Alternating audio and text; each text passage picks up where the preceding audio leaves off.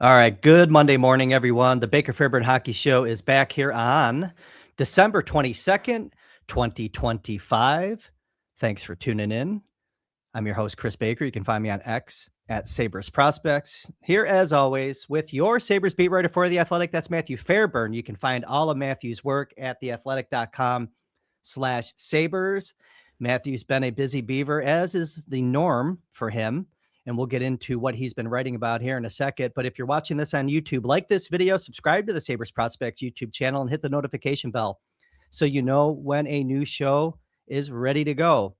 You can find the Baker Fairburn Hockey Show on Apple, Spotify, wherever you get your podcasts. You could please leave a 5-star review. It's the holiday season. While I was talking about Matthew's work at The Athletic, it reminded me how great of a Christmas gift or a Hanukkah gift it is, or whatever you celebrate gift. I have to be correct. It's a holiday And gift. It could be a it's a birthday gift. holiday gift. It A could be lot a of birthday birthdays gift. this time of year. Oh, it's been a little bit, Matthew, since we've done a show. I'm rusty. I almost forgot to do the plugs.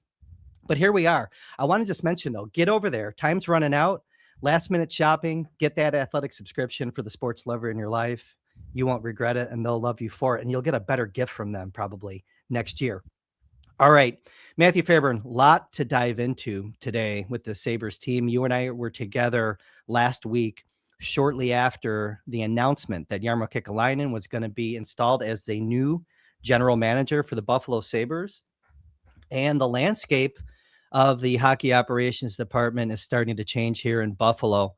And the team is responding, by the way. Don't look now, but with the Minnesota Wild losing to Colorado last night, the Buffalo Sabres are now the hottest team in the NHL with a 6-game winning streak. And the Sabres extended that winning streak to 6 on Sunday.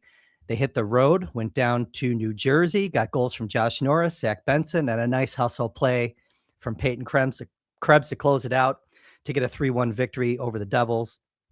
UPL stopped 26 of 27. He's now 5-5-1 on the year. Should probably talk a little bit about Luukkonen on this journey that is our 99th show, Matthew Fairburn, but a lot going on here. Vibes are better with the team. I think they are 17, 14, and 4 is what I have when I look at the standings page this morning. Better vibes, better play on the ice, but they're still 7th place in the Atlantic Division. Man, I'm having trouble talking this morning, so I'm going to pass the puck to you while I sip my coffee and see if I can get this machine humming at a higher rate. I don't even think you told people to like the video. Yeah, whatever. They know by now. 99 videos in if they don't know. But yeah, like the video. Hit the damn like button if you're watching this on YouTube. It's been quite a week for the Sabres, hasn't it? It's amazing. Yeah.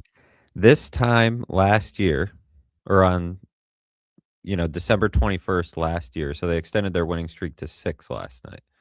On December 21st last year, they extended their winless streak to 13.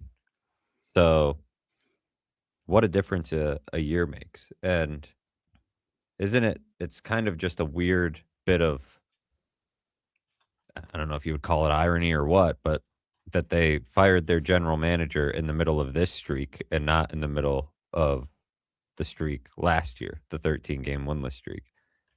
It's tough to remove the firing of the GM from this winning streak, though, because I think there's been a clear spark in the team, not even just from the firing, but if you go back to when there started to be a lot of chatter around the team, I think there was sort of a refocusing of the group a little bit of like, I don't know if it had some sort of galvanizing effect toward the end of that road trip. Like, who knows what's going to happen with everybody? Who knows what's going to happen with Lindy Ruff? Let's start pulling this together.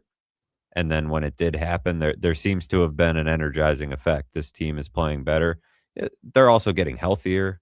And, it's always interesting because a coach change, you can directly see some of the results on the ice. A general manager change, you're generally not going to credit for stuff that's happening on the ice within a few days because Jarmo Kekalainen has not really done anything to the roster. However, it's impossible to ignore the psychological effect it's had on the entire organization from the top down. The fresh start, the energizing leadership, and I mean, we could start with that press conference because I think everybody felt anybody that watched it, anybody that's, listening to us, watching us that saw that, I think felt a difference in presence and Yeah. command and just communication style to the fan base because that's what you're doing in those settings, communicating to your fans. And Kekalainen's better at it than Kevin Adams is. He certainly was Yeah.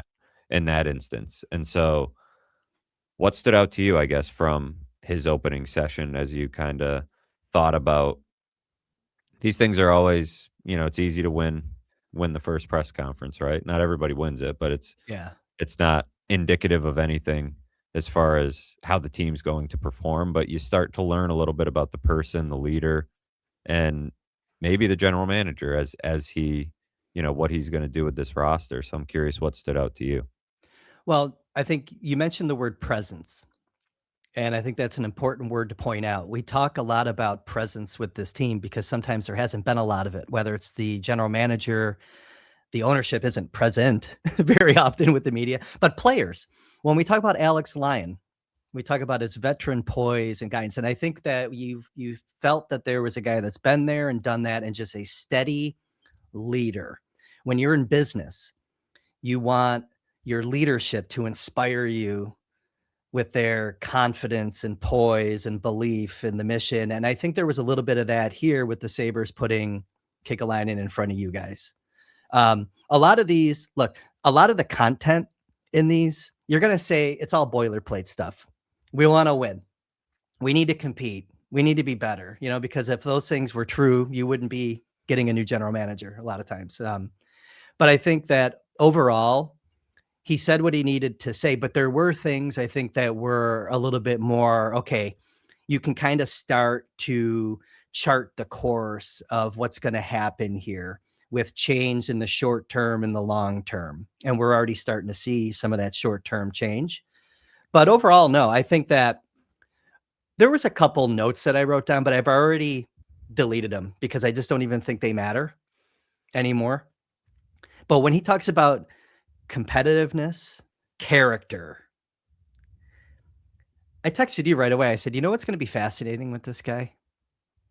I bet you he is going to love a player like Peyton Krebs, which is kind of interesting because when things don't go well, the comment section of The Athletic, for example, or social media, wherever, it's pretty common that people want to get rid of Peyton Krebs. I think that's one example, though, how it's going to be fascinating.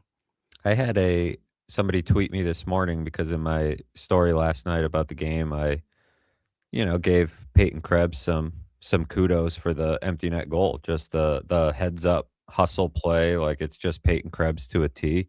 And yeah, it's his first goal, but I gave him a little pat on the back particularly because the night before I was pretty hard on him in a post game story after the win on Saturday, just saying, he's making some plays he's out of place on that top line, Turnovers. Yeah. Yeah. turnovers and just he's just out of place. And so, I tried to balance it out, but still I had somebody this morning, spare me Peyton Krebs, and but I think you're right that he's going to be a player that will endear himself to.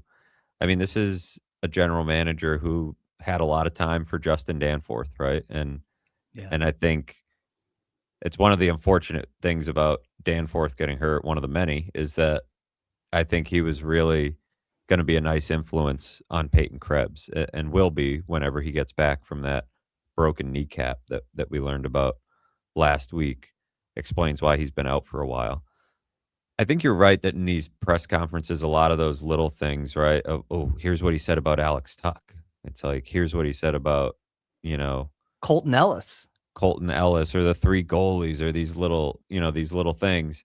The one that stood out to me, and that I think the reason it stood out is because it's already been backed up by actions, is when he took a question that, mind you, was not directly about Terry Pagula.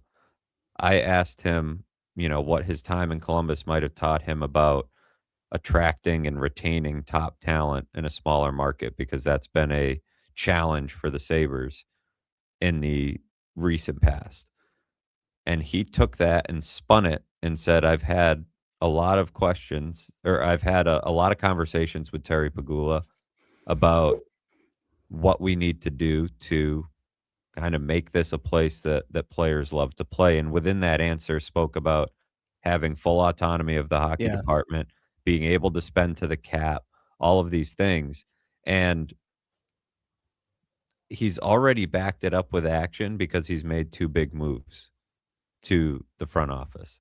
He fired Jason Carmanos and replaced him with Mark Bergevin, and he hired Josh Flynn, his assistant general manager in Columbus. There hasn't been a subsequent move yet, so there might be some changing of roles, or he might be evaluating, or Yeah. or there may be a subsequent move in the coming days.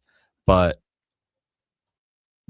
it's not even, to me, we had, they're spending to the cap right now, right? They're s they Not are by design. not necessarily by design, but they are spending pretty close to the cap. This just represents to me a change in behavior from Terry Pagula about how the whole thing does. Firing Kevin Adams, bringing in Kekalainen, who is very experienced, has done this job before, has almost 30 years of front office Mhm. experience in the NHL. Now you're bringing in another former NHL general manager, another guy with a ton of experience. Also, two commanding presences within your organization. Two guys that are not really going to be easily controlled, I wouldn't think, by ownership, right? Like it feels as if Kekalainen came in and, in order to take this job, got some confidence that he was going to be able to do it the way he wants to do it. And now that's being backed up. Like, he's already able to make these moves to the front office that took, I mean, that first offseason, it was Kevin Adams almost on his own when Yeah. he took this job. And hey, that's part of how he got the job, was the willingness to wipe the front office clean and kind of go with a bare bones operation. But the fact that Pagula, this is probably an encouraging sign that Pagula is putting in place people that are experienced, hopefully good at their jobs, and giving them the space and the resources to do it. I'm really curious to see what comes next, not just in terms of staffing, but what little things does Kekalainen push for around the rink, around the facilities, Yeah. to make this place sort of a hockey destination. Again, the way Terry Pagula was trying to do early on in his ownership. So that, more than anything else, more than any line he gave about, the playoffs or what he wants his team to be, that is what I'm paying attention to, because that's what really matters, is Kekalainen getting that type of support and, shaping this team in his image. He brings a real boost, already in a week, has brought an incredible boost of credibility back to the Sabres, and it's pretty cool. The operating in full autonomy thing, yeah, you expect them to almost say that. Like, it's so weird because we're in this Buffalo Sabres ecosystem where that hasn't been the case. And it should almost be assumed that the general manager does have basically full autonomy to make hockey decisions. And for me, like, when I heard him say that, I was like, yeah, I guess I'll believe it when I see it. But then when you see him hire Bergevin, is a great example, who is an associate GM, and Flynn's an assistant GM, right? He's starting to get his little army together. And I think you're right. I think that that is a clear shot across the bow that he is going to run this ship entirely himself. But again, I believe it when I see it, because Yarmo also said, well, he owns the team. He can do whatever he wants, basically, which Sure. is And something I we've think, said on this yeah, podcast several he's times. going to talk, he'll talk to Yeah. Terry Pagula, right? Like, he's not gonna operate in complete Full. There's never going to be full, complete autonomy. Yeah. well, it's not gonna be a situation where you just never talk to him. "Oh, he's that guy's calling again," and you toss the phone aside, he Like if owns the he's team. trading Owen Power, Right, he's he's going your to boss. He's gonna run that by the owner. Yeah. yeah, but I think what you have is a guy who is not going to be necessarily looking for feedback on that. He's gonna That's what I'm be yeah. informing his owner, he's gonna be keeping him in the loop. He's not going to be somebody asked me this, I think it was Frank Saravalli when I went on with him last week, that, "Well, don't you think if Kevin Adams couldn't convince Terry Pagula of these things, why would an outsider be able to do it?" And it's like, no, an outsider has to do it. Like, the relationship with Kevin Adams was too close. Kevin Adams owed too much of his career to Terry Pagula Yeah. to be able to do these, to be able to keep him at an arm's length, to be able to manage up. Remember we talked about that last week, the ability to manage up.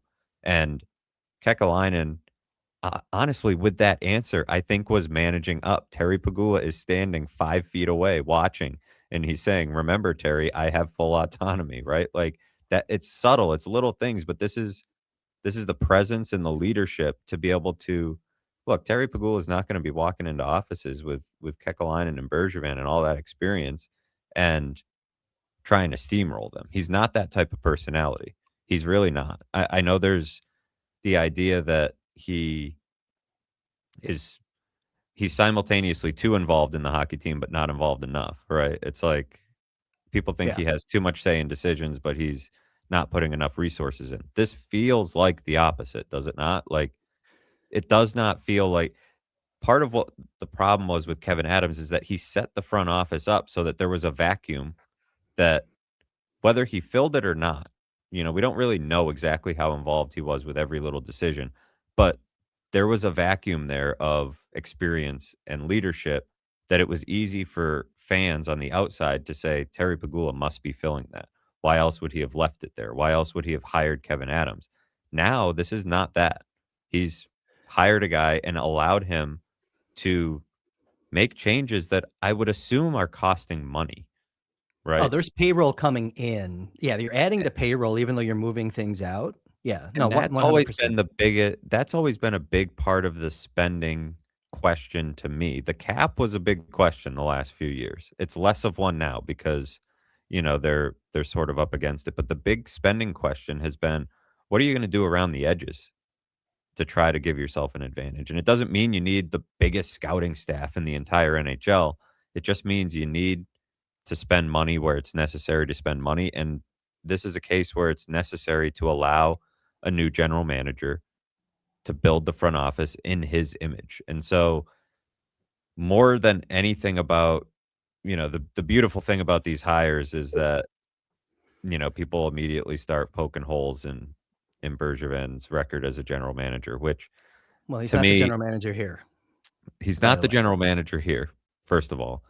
He's also it's the same thing with Kekalainen. He's a former general manager for a reason. Like, he got fired in his previous job for a reason. That's part of the experience that he brings, right? Is that he did some good things and he made some mistakes. The experience is what you're looking for. And Yeah. everyone around here agrees they needed a hell of a lot more experience than they had under the previous general manager. Jason Karmanos was the most experienced guy on that staff. And, to me, you already have 2 more serious hockey guys than Jason Karmanos in your front office already, under with Kekalainen and Bergevin. Josh Flynn, I think, is the right type of hire to make if you're Kekalainen as well, just because of you want somebody you're comfortable with, you want somebody you trust. He's done a lot of cap, contracts, CBA, analytics type of stuff for Columbus. Again, people will point to, well, Columbus, didn't do too much over the last decade plus. But look, this is, I think, already a more serious front office than they had. It's sort of like a welcome back to the league, welcome back to operating like a serious NHL franchise that wants to change. Like, you want something to be different than it's been in the last 5.5 years, and you're seeing some urgency to get there. To put a bow on the Bergevin thing, I guess, or at least the Kekalainen Pagula dynamic, I think bringing Bergevin in is a signal to Terry TMP saying, "I don't need you the way Kevin needed you," is probably Yeah, a fair way to say it. And it's not an aggressive, yeah, it's I think it's just, it also it's recognition by Yarmo that he's going to need some help to fix this roster, or at least another, set of eyes, and both internally in the organization as he's making changes, but also the product on the ice and around the league. So no, it's going to be interesting to see. I think there's going to be changes to the scouting department. So, like when you look at the two assistant general managers, I believe they're assistant general managers. Fortin's an assistant, not an associate. I And believe, and Mark I got a lot of Jakubowski, questions about what yeah. the difference between assistant and associate is, and honestly, I'm not entirely clear on it all the Associate's a time higher either. level. It It's is like an typically higher, associate coach but is almost like a co-coach in a way, but you have sure. one guy at the top, and it's like chefs in the kitchen. Um, but no, I think that, yeah, the assistant, it's almost like, it's the whole Dwight Schrute thing. It's not like assistant to the GM, but Well, there's different that was Eric responsibilities. Stahl, so I'm Yeah, yeah. curious what'll happen there as he No, an was associate is higher, more influential, yeah, on the org chart. in Yep. most organization, at least in hockey, it's usually the case. I don't know if in every business that is necessarily, but yeah, I think associate is to your point, there's a more of an air of a co-pilot type of situation, right? That Yeah. you're in there, you're not the main guy making decisions, but you're not assisting the general manager either. Although you kinda are. In terms of your day-to-day Yeah. responsibilities, it's really not that much different. Everyone's assisting the general manager in a way. But no, I think it's, so you're starting to see this, he's kind of charted his course, and first moves came, more to come. Scouting is definitely going to be addressed, sounds like. But, he also, he does have belief in that there's a lot of talent on this roster and they can be a playoff team. And look, there's a lot of work still for this team to do. But I I don't know. I keep looking at the roster and I'm trying to figure out, like, the past couple of games. Okay, is that a Yarmo guy? Is that not a Yarmo guy? Is that a Yarmo guy? Is that not a Yarmo guy? And I think that's going to be a lot of the discussions that we're going to be having here in the next couple of weeks, is because you're seeing the team react and you're finding out also who wants to be here in a way right now. And we talked about this before they went on that road trip, or before, yeah, it was before they went on the 6-game road trip. We're like, a change could spark this team. And it And that's has. kind of what, I mean, and it has, but let's just, one other thing on the Colton Ellis thing, because I think there was a buzz on that. It's great. Yeah, he likes him, but it doesn't mean that Colton Ellis is the one he's going to keep. it doesn't. I think that well, let's put a pin in the goalies for a second because Yeah, but I that'll wanted to be a say that because it came up in the, don't believe some of it is gamesmanship, I think, also, I guess, is where I'm going with that. But we got to get to the goaltenders down the line, because job yeah. one, well, you got job one. You tell me. I think I know where you're going to go.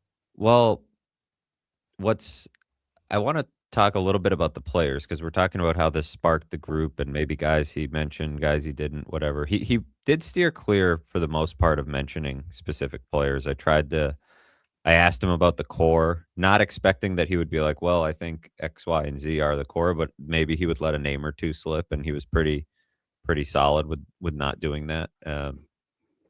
But it was an interesting also since we last spoke, the players spoke, and have talked about this general manager change, and Lindy Ruff spoke, obviously, and meant, a few times. And the players, I think, took it was interesting to see Tuck, Thompson, and Darlene were, the kinda obviously the 3 that spoke on that first day, your kinda leadership group. And Tuck and Thompson, I think, took the general approach that you take when somebody gets fired on that first day, and you put it on yourself, and you say, we got somebody fired," and they were kind of good poker faces on the whole Yeah. thing, just saying, "We're not gonna give anything here. Somebody got fired, it's on us. It's gotta be a wake-up call," all those things. Rasmus Dahlin, to me, did not seem to have quite the same I was almost it was a little jarring when the first question, you know, somebody asked about, "What's your reaction to the change here?" You know, Yarmo replacing Kevin, and he was just, like, excited. And I was just like, "Oh." Like, Yeah, I was not we're waiting not for a cigar to come into the frame when Yeah. I was watching it on It was video. like it was like he's not gonna give the platitudes, he's not gonna and Yeah. even when asked about his relationship with Kevin, he wasn't overly sentimental or emotional, he was just like, "It was good, it was fine, but, like, I'm excited to turn the page here, excited for a fresh start." And yeah, there was cracked a smile a few times, and Mhm. it was like, "Okay, this feels like the feeling of the locker room, like, this is the captain, the heartbeat of your team." A guy that represents a lot of in a way, right? He's in a similar age range. He's been in it for a while as with a lot of these guys, like, I think represents the feeling of that young core. And that's where you started to feel like, okay, this is gonna spark a little something in this team. And I think to your point, in a change like this, you do find out you are trying to pay attention. Who's gonna be a Kekalainen guy and who's not? Who maybe doesn't want to be here, right? Like, who starts playing a little shaky or who gets a little nervous? Who thinks, "Maybe I'm not a Yarmo guy," right? Like, what if I'm not Mhm. what if he was talking about me when he was talking about compete and work Mhm. ethic? Like, and they start second guessing things getting in their head.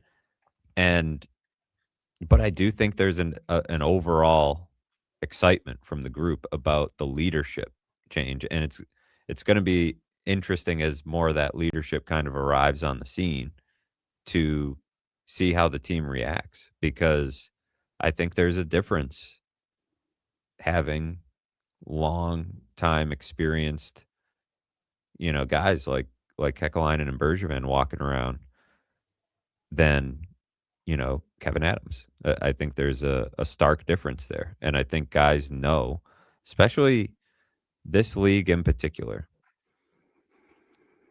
compared to when I covered the NFL, guys in this league are sort of nerds about the league a lot of times, right? They're looking around that, Quinn Hughes trade happens and they love kind of dissecting.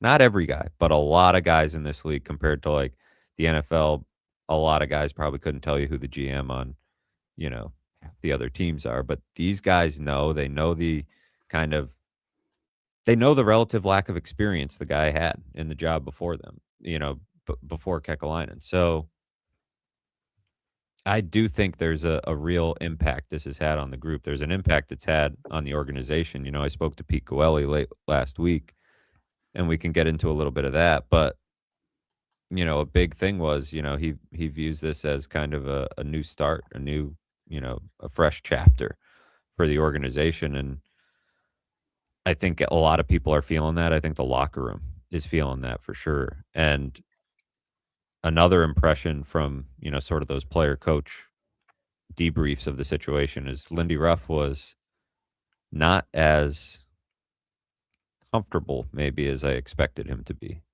Mhm. in his first.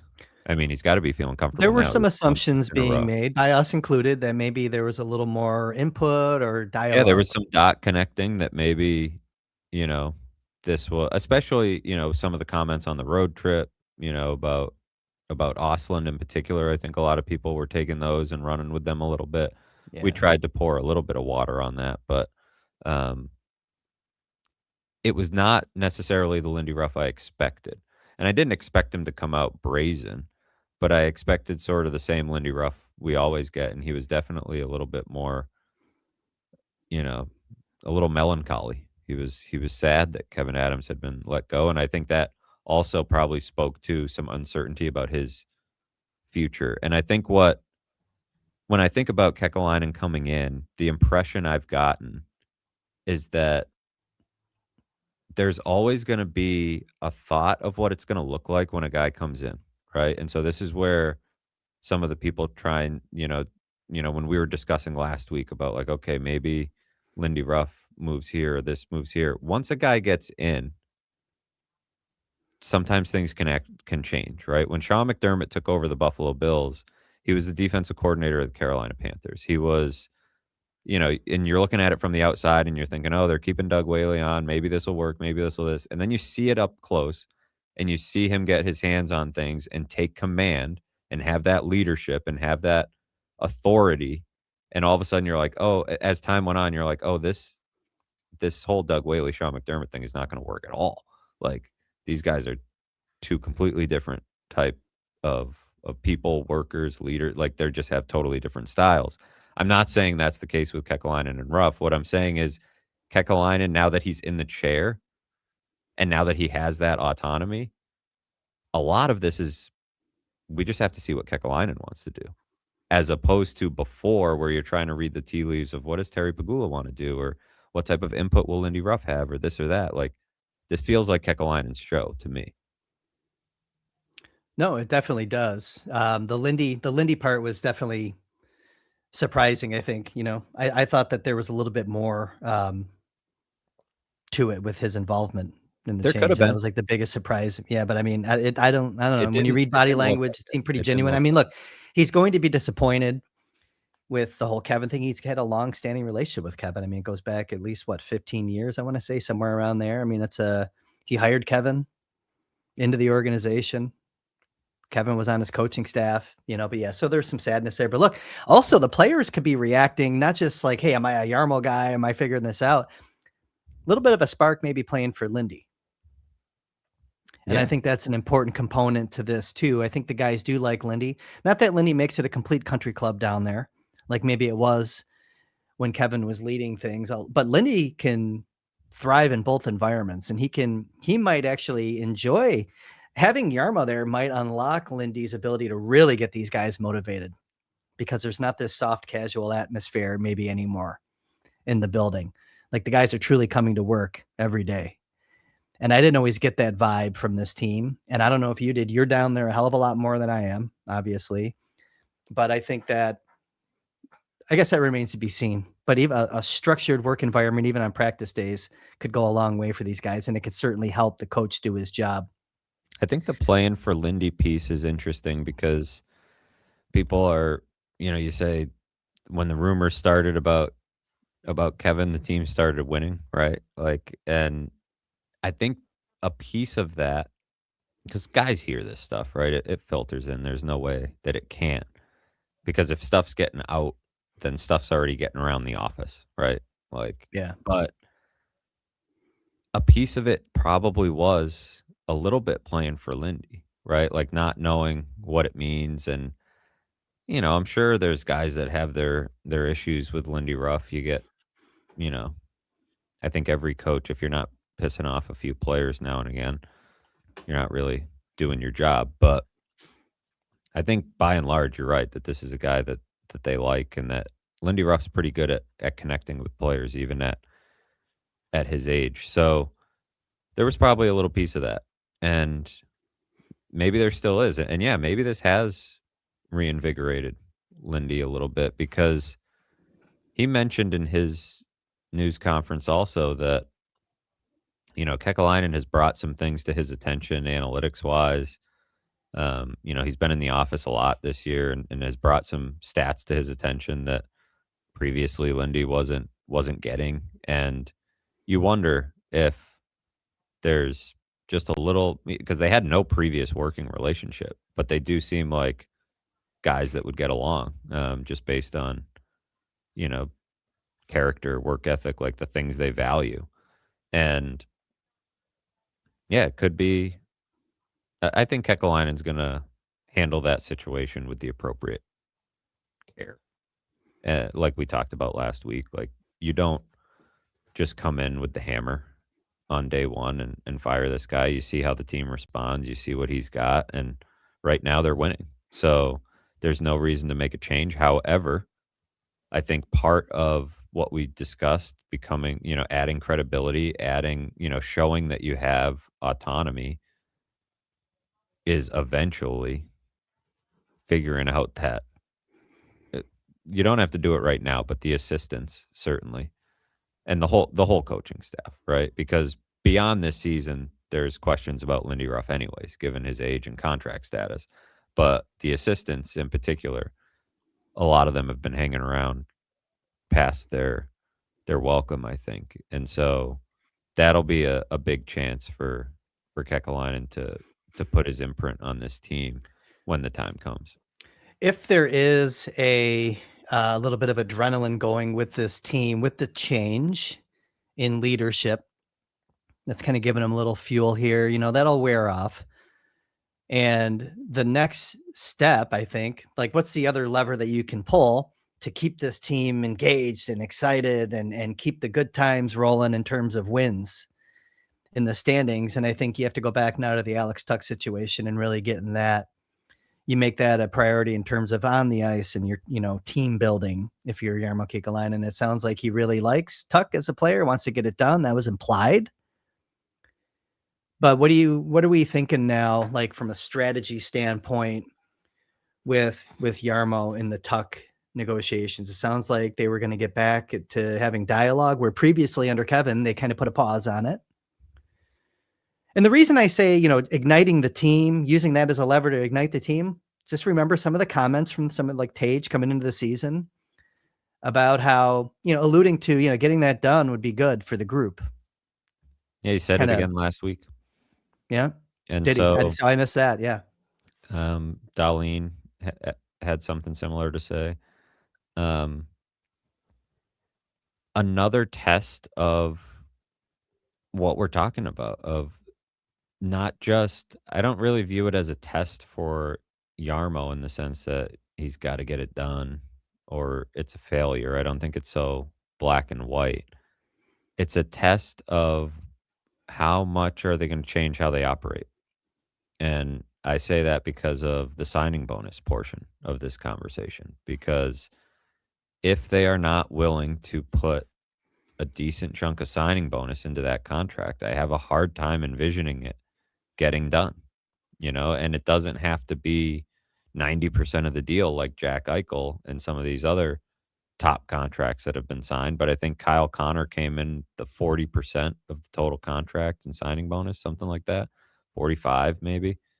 It's basically a 50-50 split, Connor's contract for the first couple of years anyways. So for a team in Winnipeg that, faces some of the similar financial realities that the Sabres do and has traditionally not done a ton of signing bonus in their contracts, they made an exception for a guy who had a tremendous amount of leverage. Tuck has a lot of leverage. He is looking at being one of the top free agents available, potentially, if he hits the open market. The reporting last week from Darren Dreger was that Kevin Adams had told Dreger that Tuck was looking for just north of Adrian Kempe. So that would put him in the 10.7. Not Yeah. entirely clear.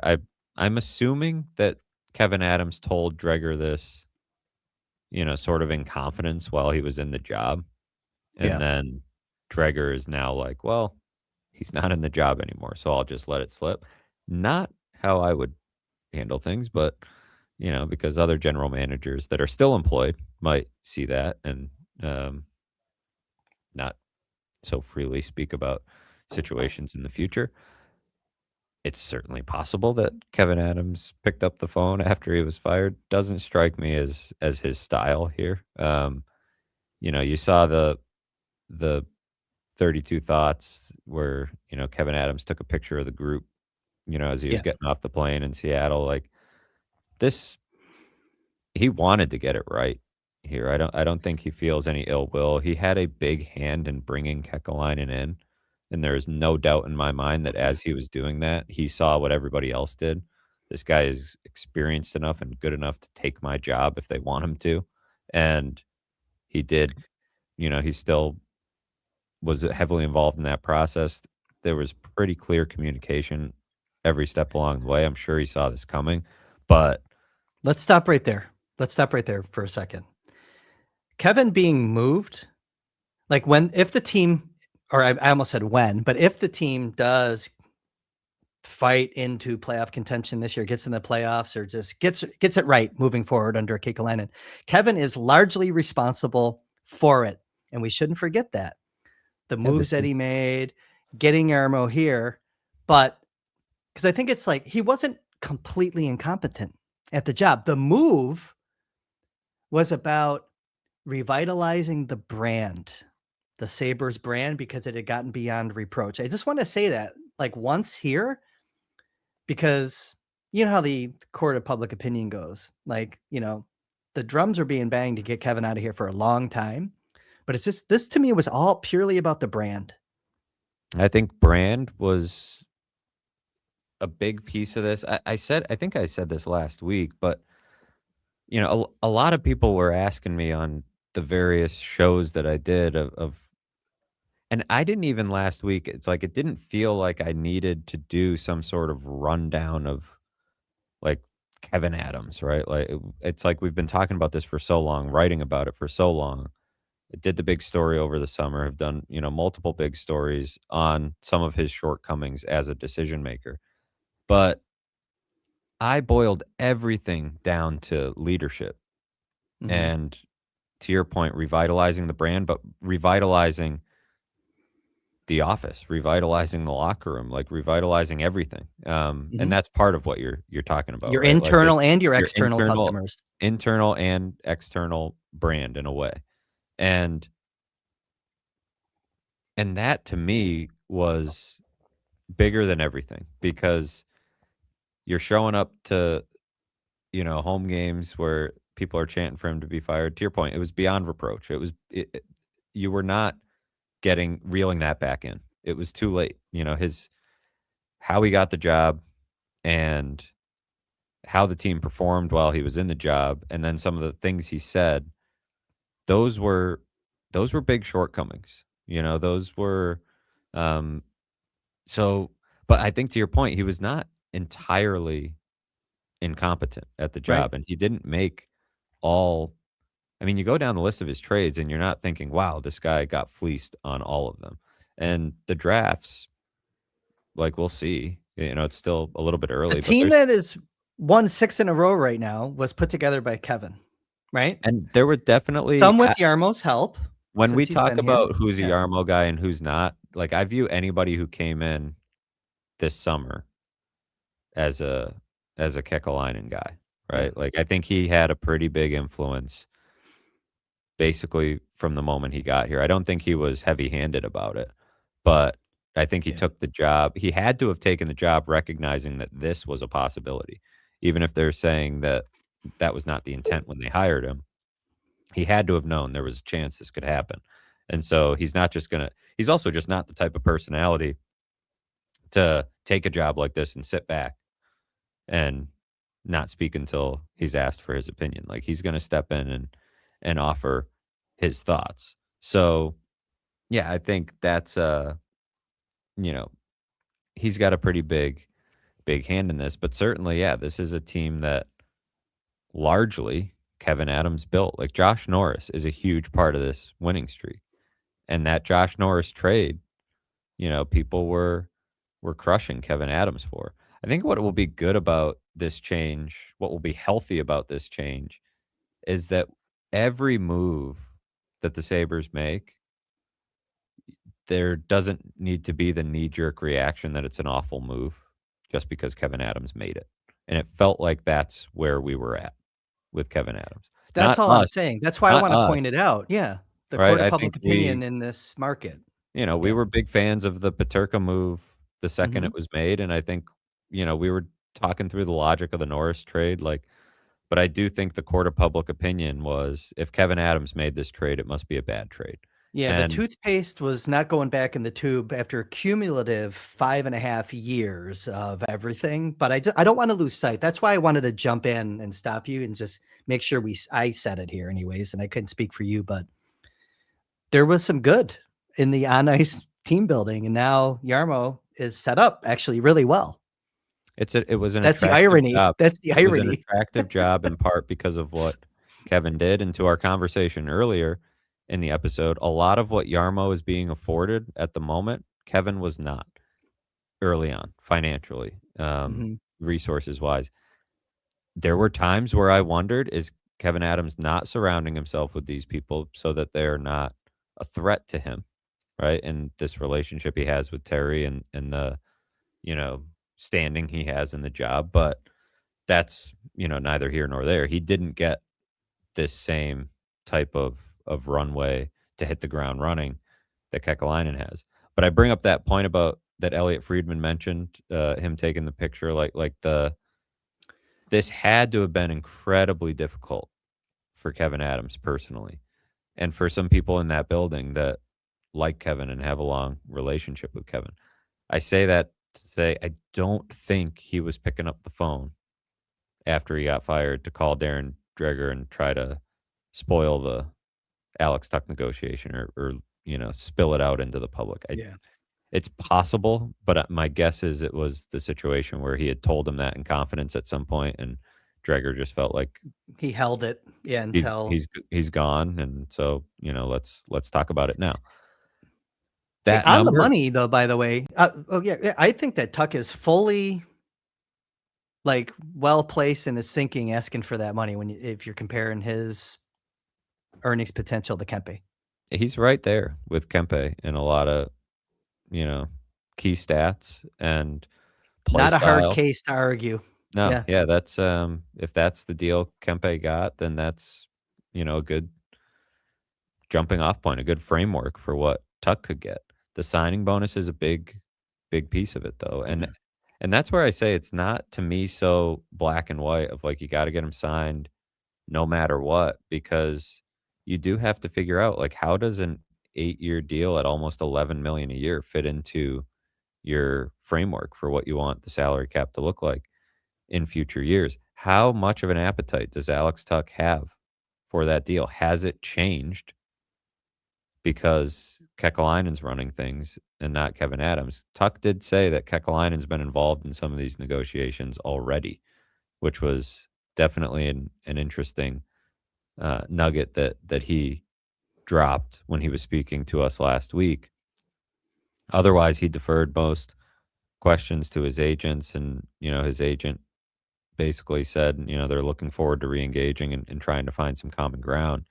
And that suggests that there was maybe a pretty big gap. And so this is an interesting opportunity for Yarmo to have almost a fresh start in the talks, even though he was involved in them before. Be like, look, from a negotiating standpoint, there's some strategy there, but when it comes down to it, you're gonna come up with the signing bonus, and are you gonna meet the ask? And if you're not, things will get really interesting really quickly because I don't know.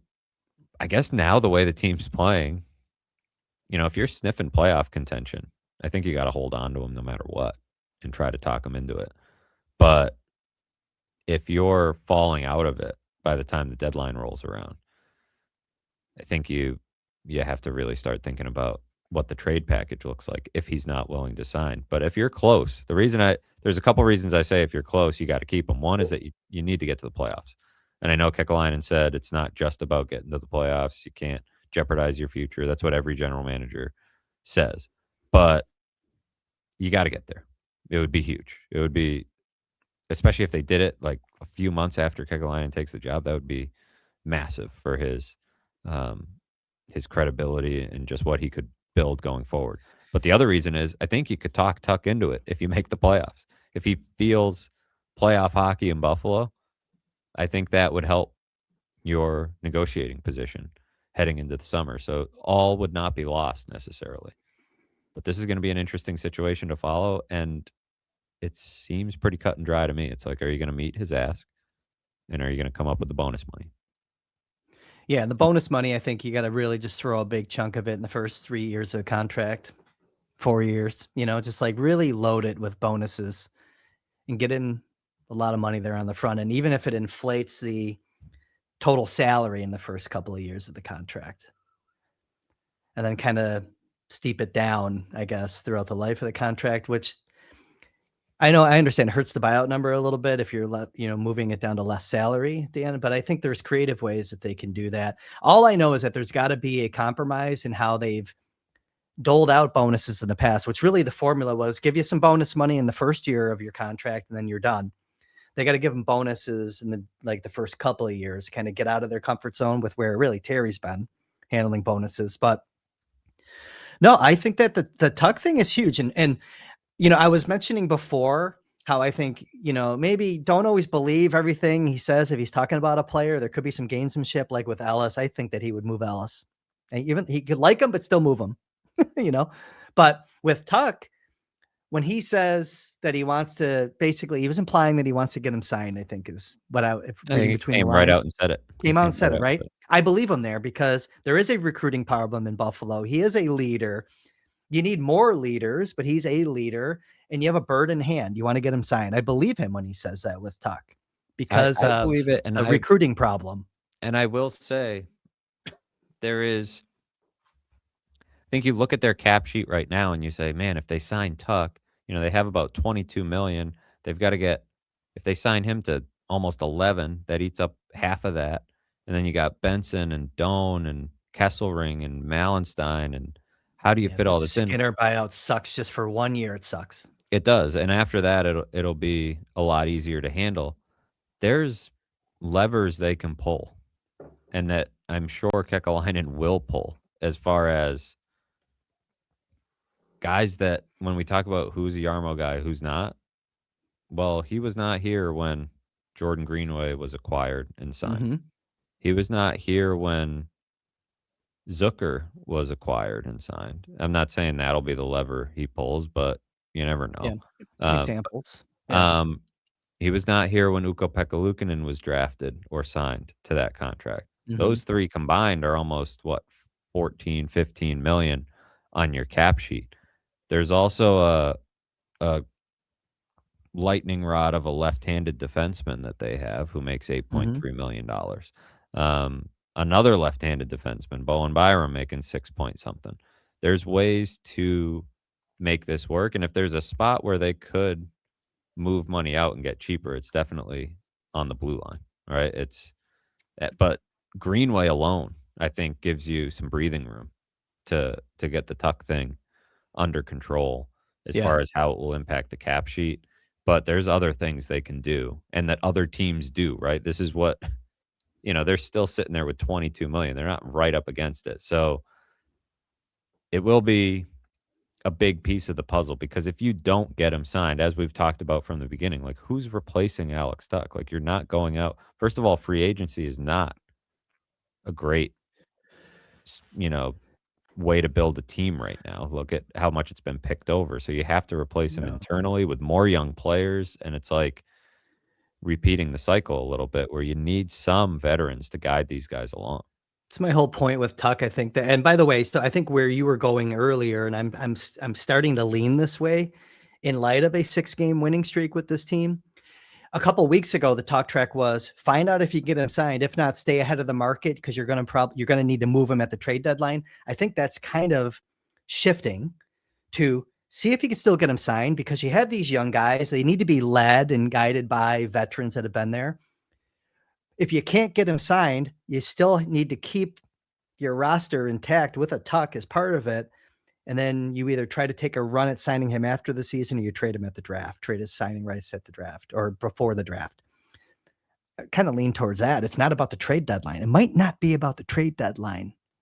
Not if they're playing like Tuck this anymore. Not if they're playing like this. There's absolutely no way. They're 3 points out right now, which is insane. I mean, and yes, they have a lot of teams to climb and their playoff chances are probably still maybe in the 30% range. I haven't checked this morning at Dom's updated numbers, but they were about 25% yesterday on the Athletics model.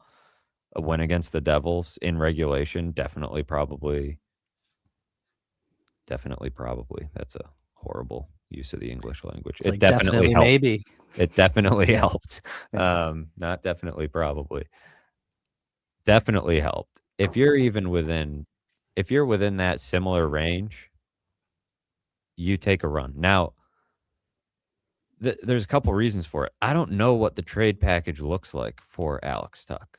It's not, he's a rental.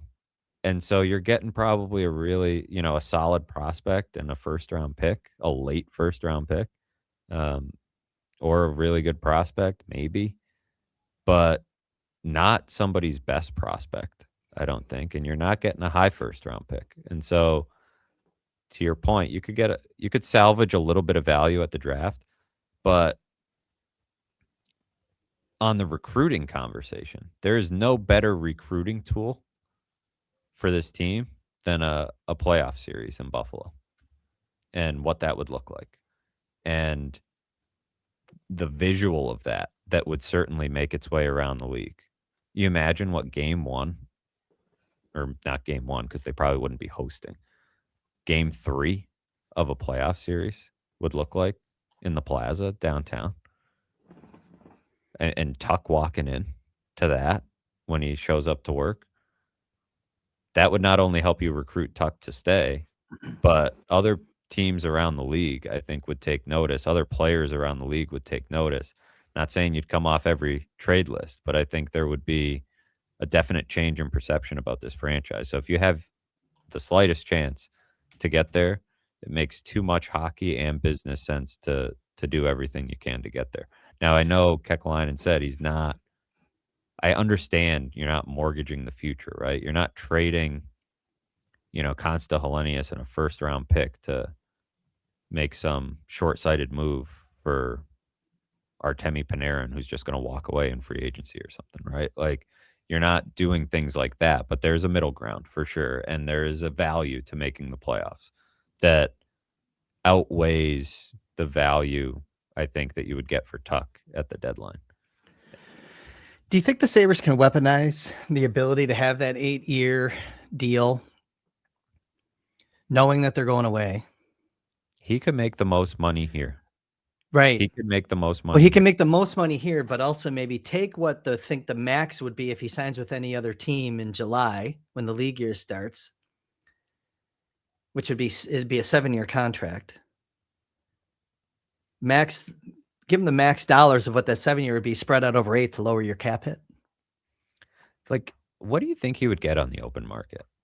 It's not going to 12, is it? No, I don't think it's much beyond Kempe. That's what I'm saying. Map out what a 7-year, it's about 77 million. Let's say 77 million, yeah. 77 million, divide that by 8, and you're under 10. Yeah. He right? can make the most money here for sure for that then you reason. throw some bonuses at him in the front end of it. I think there's something that's you have to weaponize that ability, and it helps that the 8 years are going away, aren't they, in the new CBA? I believe so. Right? Yes, they are. And also, you're the only one that can do it because you're the team that has them. So you have to weaponize it. Sign and trade, but you would only do that. That doesn't totally make sense in this situation because I'm not sure the other team would want the 8th year on Tuck. You know what I mean? Like, well, that's why you have to map out what you think he's going to max out on the open market. That's why it matters. But again, with all the factors, you're Buffalo. I keep saying you have a recruiting problem. It's a fact of the matter in this negotiation that you do. And when you have, I don't know, I just think there's something there. And by the way, you're paying the guy for what he's going to do, not what he has done. That also is a factor. How much is he going, the asset is going to decline? Can you protect yourself and make it buyout eligible at some point? Because if you just go fully loaded with the bonuses, it's buyout proof. We've talked about that. The whole point of the bonuses. Yeah. For the player. It should be a tradable deal if you're willing to retain later on with the cap going up. I don't worry too much about that. I'm curious to see how Tuck will age as a player. It feels like he has a chance to age okay, but a lot of his game is built on speed, and that's not going to be there forever. But he's a great net front player. He's smart defensively. He's got a great stick. So, some of those things aren't going anywhere. But I'll be interested to see how he ages. It's not going to be, it's not cut and dry, right? All I know is that nobody knows, and all weekend long, people are saying he's a declining asset. I'm not paying him. Right now, he's not a declining asset this year. No, he's And playing we pretty don't well. have crystal balls. So it's like, I don't know. And we've been fair, I think, on talking about Tuck on this show this season. The lack of hitting at the beginning of the year, a couple of years ago, not being able to stay healthy. He's proved us wrong there now. Plays a lot of minutes. I think he led all forwards a nice time again last night. Speaks to his role, speaks to his importance to the team. Blows my mind that there's a lot of people in this town that just want to say, I'm not signing him for that. Well, you have to. It's the new NHL. If you want to Well, be competitive, sometimes you got to it's just sign a guy like this. that's why I say it's just not so black and white to me. It's not you gotta get him signed or it's a failure, and it's also not if you sign him, it's a failure. Like, there's nuance here, and I think a lot of it to me boils down to, like, do you really wanna still be here? And I don't wanna sound like Kevin Adams here and be like, "You gotta have guys that wanna be here," but it's like, do you really wanna still be here in the sense that are you willing to work on a compromise, Have they right? To even your thrown point. a formal offer at him yet? We Well, don't know, and I I don't believe they have. I think they really slow played it in the summer, and that hurt them here, and So look, find your I don't financial threshold, come in just under it to leave yourself a little wiggle room to negotiate and throw an offer out there. yeah, I think that's if you're taking charge, that's what it would look like at some point pretty soon because you gotta get a clear picture of what you're dealing with.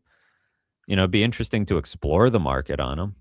Could you make your team better by trading Alex Tuck? I kinda doubt it. I don't think you're making this year's team better, but there's a lot of kinda complicated pieces to this, but a lot of it just boils down to the simple question of are you gonna give him the signing bonus? And are you gonna meet his ask? So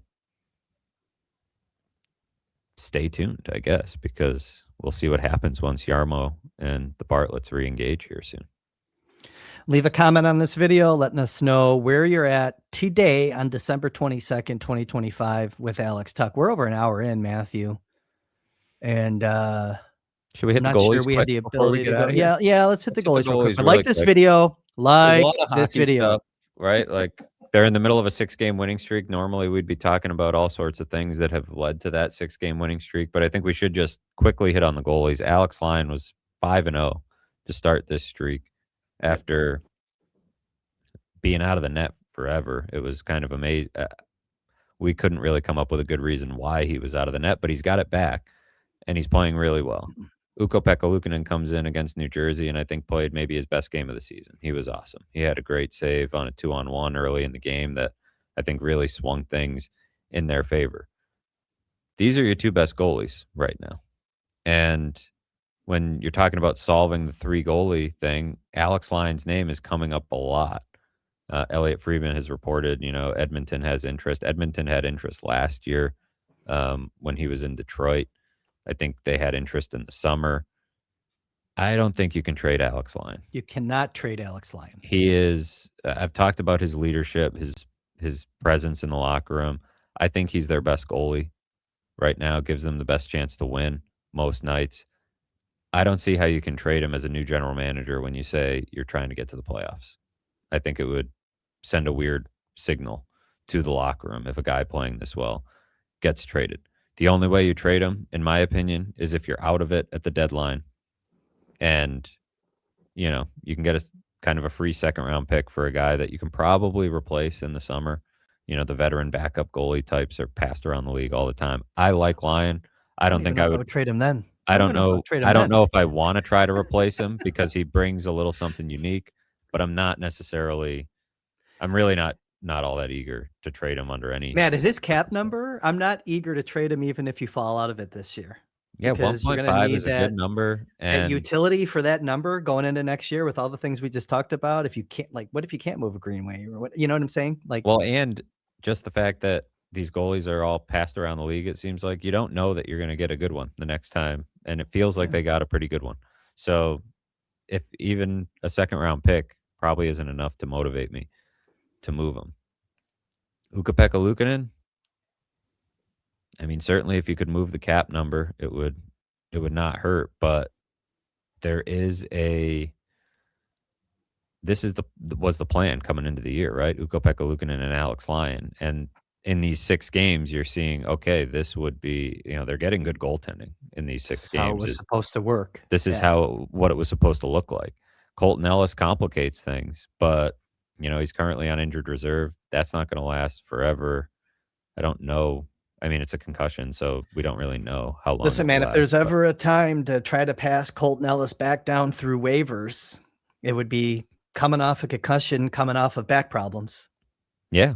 I mean, they claimed him because of the injury issues for Luukkonen, and the cruel twist of fate has been that Ellis has been the one that they haven't been able to count on to stay healthy. So those are my thoughts on the goalie situation, honestly, is that it's working how it's supposed to work right now. I think we've bounced around this issue a few times of like, well, if you can trade Luukkonen, maybe it makes sense to trade Luukkonen, but like at no point have we've been in the lion camp, right? And it feels like nationally that's where people want to go with this. I'm talking about as far as him being the one to get traded or moved. Yeah. Yeah. We've never really been in that camp, and yet No. that seems to be where everybody wants to go nationally, probably because he's the cheapest, he's the veteran, he's the most attractive on the trade market. But for those are all the reasons that the Sabres should want to keep him. Hey, man, we're talking about the vibes around this team and the good feelings, and you want to be a bag deflator for this team? Trade the goalie that was in net for 5 of your 6 wins. See how that? And who played great at the beginning of the year, and who is just like one of the most See what likable that guys does in to the room, though. You know what I Yeah, mean? Like, exactly. I just don't think you can touch it right now. I just don't. We don't need to beat the dead horse there. To me, that one's obvious. I think the goaltending conversation for the first time all season, this is the easiest conversation with this team. Honestly, Yeah. I really do. Thank you for your service, Colton Ellis. When something else happens, you're coming back up. But if we can get you down to Rochester to stash you there for a little bit while we retool some other things up here, that's what we're going to do. See what happens. Give Devin Levi some competition. Yeah. Get some starts down there, and if you lose them, you lose them, you lose them. You lose them. Right? I mean, you got other goalies in the system. You got Devin Levi coming up. Yeah, I don't know. Maybe there's a trade partner out there. I kind of doubt it, but at this point, just because of injuries and stuff, he just hasn't had a lot of time to cement himself in the league. But yeah, I'm not moving Alex Line. I think you need more guys like him in your room, not fewer. And I don't think you want to go down that road. So I think people are missing the mark. Nobody locally is. I mean, certainly fans don't want to move him. But I think, yeah, that's one that doesn't make a lot of sense to me. All right, let's end it here because we can go on for a while. You and I will talk offline about when we're going to get together again. It gets a little tricky this week with the holiday, but I think there's more to talk about. Sabres have Ottawa coming up on Tuesday, going for 7 games with wins in a row. That's kind of crazy to say. I can't even say it because I think that would be their first since 2018, I believe, if they got this. Okay. Interesting. We have to decide when we can do this again, but we will be back soon. I can confidently say that. Last thing I'll say real quick, insight into the type of players that Jarmo in association with Marc Bergevin are going to be looking for. Those two got together on a deal. I think the last deal they got together on was Max Domi being swapped for Josh Anderson. And it's kind of interesting. The player types of both of those guys, kind of feisty, edgy, physical. One's big, one's not so big. You know what I mean? But I think in terms of the mindset, think about that if you're listening to this podcast, and it kind of gives you insight what to expect. Also, when I was looking at Jarmo's, I think you probably already know this. I didn't realize it until I went and looked at it. Jarmo's final deal as a general manager was the Eric Robinson trade to Buffalo. And I noticed that. But again, another player that kind of fills that role. Bergevin and Kekalainen, they like these guys that are bottom of the lineup players, lunch pail guys. Boone Jenner's a free agent this summer. Boone Jenner's a free agent this summer. Yeah. Yeah. I don't know what he's got left in the tank, but maybe Jarmo can sell him on Buffalo. It would be akin to the reason that Kevin brought Jason Zucker in here. Just get the guy in here who's had some veteran poise and guidance. And anyways, we have a couple months to talk about Boone Jenner, I'm sure. But either way, Matthew, we've been here almost an hour and 10 minutes. It's time for you to do your plugs so I can go and have some breakfast. Yeah, head to theathletic.com/sabres. There's plenty there from last week if you're still catching up. I spoke with Pete Goelli late last week. That story's up there. I have a few stories from the games this weekend and on the front office moves. So yeah, it was a busy weekend. You can head over there and read all about it. Like this video, subscribe wherever you get your podcasts. Comments always help the algorithm. And hopefully we'll talk to you guys again before Christmas. But if not, Merry Christmas. Yeah, us doing more episodes frequently also helps with the algorithm. And it's been a struggle here the past couple of weeks, but we'll get back on the rails here. All right, Matthew, you heard him. Go over to The Athletic, get that subscription, follow along, subscribe to one of his stories. For Matthew Fairburn, for the production crew who is eagerly awaiting the Sabres visiting the Ottawa Senators on Tuesday at 7 p.m. Eastern Time. I'm Chris Baker. Thanks for tuning into the Baker Fairburn Hockey Show. We will see you again next time.